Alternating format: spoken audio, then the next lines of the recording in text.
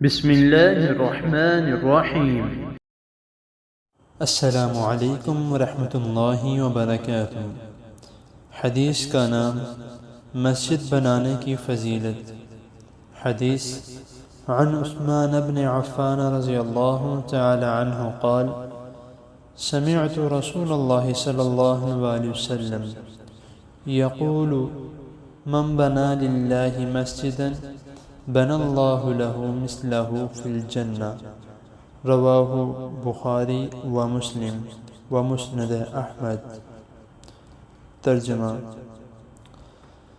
سیدنا عثمان بن عفان رضی اللہ تعالی عنہ بیان کرتے ہیں،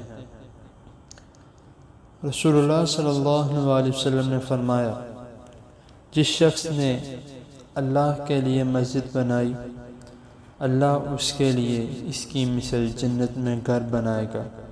اس حدیث کو امام بخاری، امام مسلم اور امام مسند احمد رحمہم اللہ نے بیان کیا ہے۔